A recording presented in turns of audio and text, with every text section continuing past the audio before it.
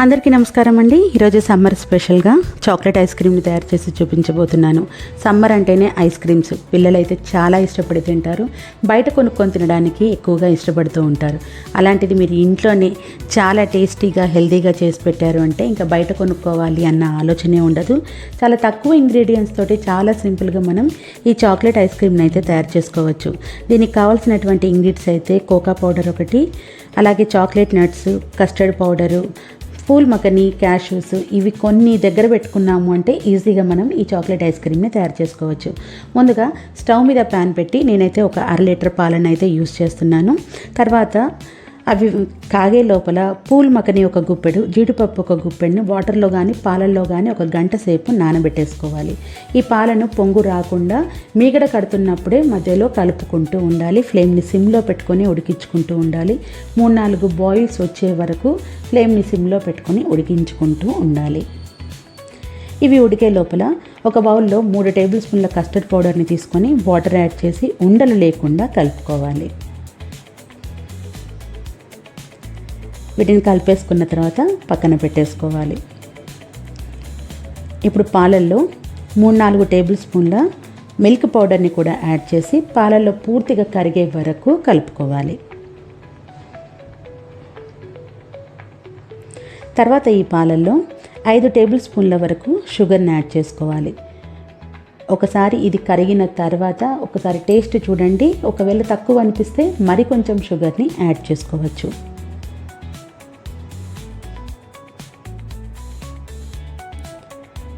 పంచదార పూర్తిగా కరిగేంత వరకు ఉడకనివ్వాలి. ఇప్పుడు నానబెట్టుకున్నటువంటి పూల్ మకని జీడిపప్పుని వాటర్తో పాటు యాడ్ చేసి పేస్ట్ లాగా చేసేసుకొని ఆ పేస్ట్ని అంతా కూడా ప్యాన్లోకి వేసేసుకోవాలి.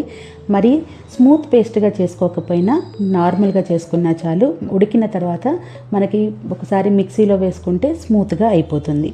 పూల్ మకని జీడిపప్పు పేస్ట్ వేసుకున్న తర్వాత దాదాపు పావు గంట వరకు సిమ్లో పెట్టుకొని ఉడికించుకోవాలి. ఇది పాలల్లో బాగా ఉడకడం వల్ల ఐస్ క్రీమ్కి మంచి ఫ్లేవరు, టేస్ట్ అనేది వస్తుంది. సో తప్పకుండా ఇవి ఉంటే మాత్రం యూస్ చేసుకోండి. Phool makhana, cashew, cocoa powder, chocolate chips ఇవి 4, కస్టర్డ్ పౌడరు, మిల్క్ పౌడరు ఈ 6 ఇంగ్రీడియంట్స్ మీరు దగ్గర పెట్టుకున్నారు అని అంటే చాక్లెట్ ఐస్ క్రీమ్ని ఈజీగా తయారు చేసుకోవచ్చు. తర్వాత 2 స్పూన్ల కోకా పౌడర్ని వేసేసుకొని ఇది కూడా పాలల్లో బాగా మిక్స్ అయ్యేటట్టుగా కలుపుకోవాలి. పాలల్లో వేసి ఒక 10 నిమిషాలు వీటిని ఉడకనివ్వాలి. కంటిన్యూస్గా కలుపుకుంటూ ఉండాలి. ప్యాన్ అడుగు భాగం బాగా అట్టలాగా కడితే ఫ్లేవర్ అనేది చేంజ్ అవుతుంది కాబట్టి అంటుకుంటుంది. ఎక్కువ మందంగా అంటుకోకుండా చూసుకోవాలి. ఒక 10 నిమిషాలు కోకా పౌడర్ వేసిన తర్వాత ఒక 10 నిమిషాలు ఉడికించుకున్న తర్వాత దీంట్లోకి మనం కలిపి పక్కన పెట్టుకున్నటువంటి కస్టర్డ్ పౌడర్ని ప్యాన్లోకి కొద్దిగా వేసుకుంటూ కలుపుకోవాలి. కస్టర్డ్ పౌడర్ కూడా వేసేసుకున్న తర్వాత దాదాపు ఒక 20 నిమిషాల వరకు ఉడికించుకుంటే మనకిది థిక్ పేస్ట్ లాగా తయారవుతుంది.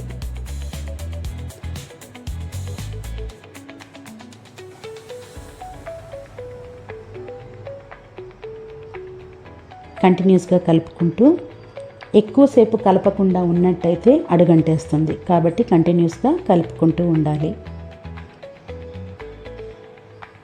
థిక్ పేస్ట్ లాగా తయారైన తర్వాత స్టవ్ని ఆఫ్ చేసేసి పూర్తిగా చల్లారనివ్వాలి. పూర్తిగా చల్లారిన తర్వాత ఇప్పుడు ఒక బౌల్లోకి తీసేసుకొని మూత పెట్టేసి ఒక గంట పాటు ఫ్రిడ్జ్లో పెట్టేసుకోవాలి. ఒక గంట తర్వాత ఇప్పుడు ఒక మిక్సీ జార్ని తీసుకొని దాంట్లో 1/2 బౌల్ వరకు మీగడను వేసుకోవాలి. ఫ్రెష్ క్రీమ్ని వేసుకోవాలి. 2 స్పూన్ల ఇక్కడ నేను యూజ్ చేస్తున్నాను మిల్క్ మేడ్, బట్ మీరు లేకపోతే స్కిప్ కూడా చేసేయచ్చు. షుగర్ టేస్ట్ అనేది సరిపోతుంది.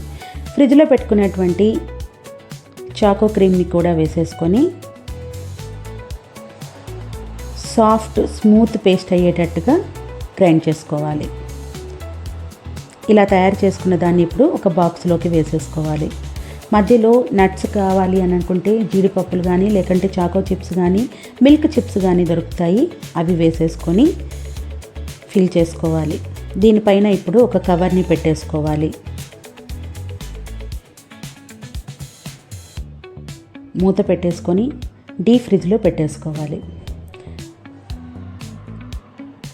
నాకైతే కాస్త సిరప్ మిగిలింది, దాన్ని మరొక చిన్న బౌల్లోకి తీసేసుకొని దీనిపైన కూడా మిల్క్ చిప్స్ని యాడ్ చేసేసి డీప్ ఫ్రిడ్జ్లో పెట్టేస్తున్నాను. దాదాపు 24 అవర్స్ తర్వాత నేను బయటికి తీస్తున్నాను.